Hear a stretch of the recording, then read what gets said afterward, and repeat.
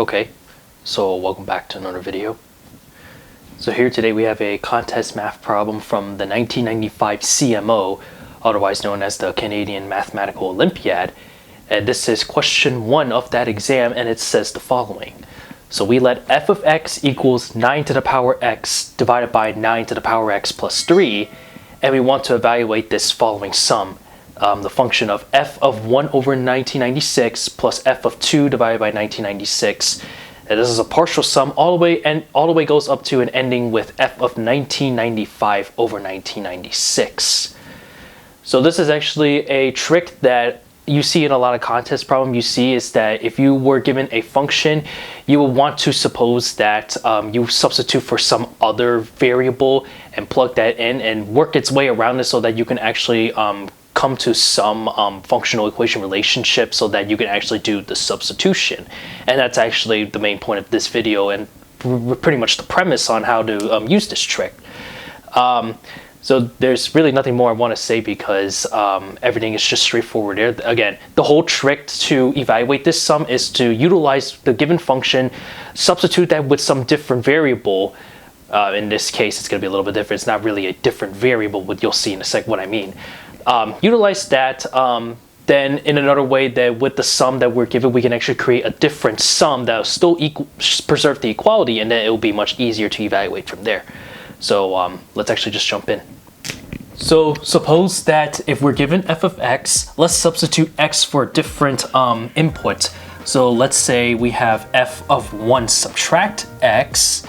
Then obviously we just plug the 1 minus x into our equation. So this will be 9 to the power 1 minus x divided by 9 to the power 1 minus x. Add this with 3. Then what you'll notice is that, well, if you want to, I can actually write this in a way where it's all just basis of 9. So it's not really just the way it looks exactly.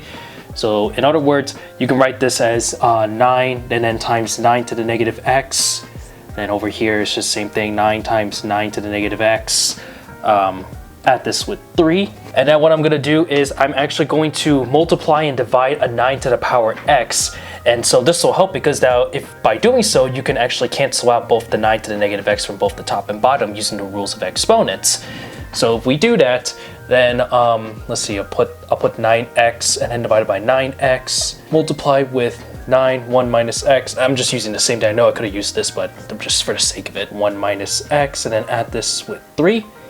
Then we see that we'll have 9 and then divided by, so this will be just 9, and then multiply the 9 over x, so this will be plus 3 times 9 to the power x.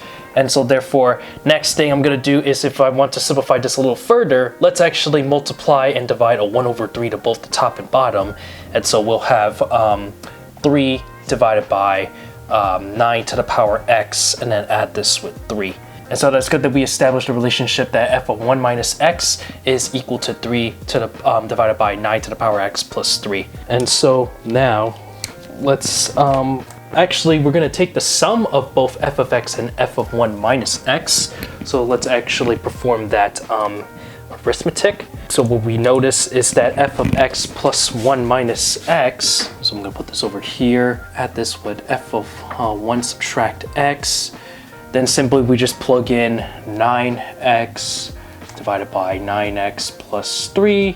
And we showed that f of 1 minus x is equal to 3 divided by 9x to the power 3, then this is easy to see that this is actually just going to equal 1 if we just set the common denominators equal to each other, which they are.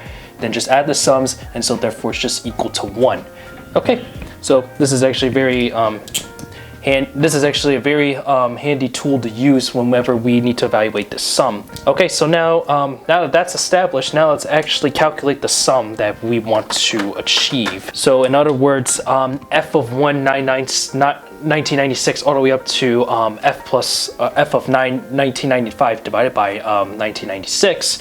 We can write this as a partial sum. Specifically, we write that this is, so k is equal to 1. Our upper bound would be from 1995 of f of k divided by 1996. What we can do is we write the following. So, and I'll go into the details after writing this out. So I can put this as 1997 or 997, and then k is equal to 1. Then substitute this back, and we say this is f of k divided by 1996. Okay, and then we can add this with f of 1996 minus k divided by 1996. So this is just a little clever rewriting. So what you'll notice is that this is the same thing as here. If you pay attention, why 1997 and why not 1998? Or why not 997 and why 997 and not 998? Well, if this was the upper bound was 998, then that would mean we would have two of the functions at 998 divided by 996, which is not what the sum is given as.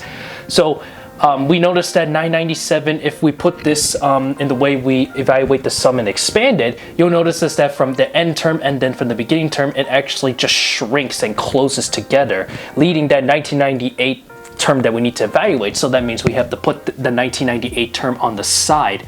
So there we have f of 998 we have to separately evaluate, which of course that's not that difficult to show, because 998 over 1996 is the same thing as 1/2, but we'll get to that one in a bit. So going back to here, I'll just rewrite the same thing. So 997, k is equal to 1. What really changes is just rewriting this. We can write this by doing some simplification. So this can be written as 1 minus k divided by 1996, and then we still have our f of 998 or 998 divided by 1996. I could just write this as 1/2, but let me just get to everything before we continue further. Now this is the interesting part. So you'll see that the inner term right here, we just showed that using the equation that f of x plus f of 1 minus x is equal to 1 from everything we just generalized. So therefore, we have that this is just equal to 1 from before. And so therefore, our new sum actually becomes a lot easier to evaluate. See, we have, let's see, 997, and then k is equal to 1 of 1, and then add this with f of, I'll simplify this down now to 1/2, and we know that partial sums of k of the sums of 1 is basically just 1 plus 1 plus 1 plus 1. You do this all the way up to 1997, and so therefore, if we take a look at this as for some n term, that means the partial sum from k is equal 1 to n of 1 is just n, and we just plug n for 1997. Or 997, I keep saying the wrong numbers, I don't know why. And so this will be 997, and then evaluate your 1/2, but this is actually very easy to see, because if you just plug half into here, that actually treats it as the square root for that exponent. So basically 9 to the 1/2 is just the square root of 9, which is 3, and so this is 3, and then divided by, same thing, so this is still 3, then plus 3, which is equal to 997 1/2 as a mixed fraction, if you want to put it that way. Or in other words, you can also put this as, if you want to put this as a improper fraction, we have that this is just 1995 divided by 2. And so there we have it, the final answer in the purple box, just like that. And so yeah, this was actually really fun problem. So props to the CMO for proposing this. So yeah, that's pretty cool if you ask me.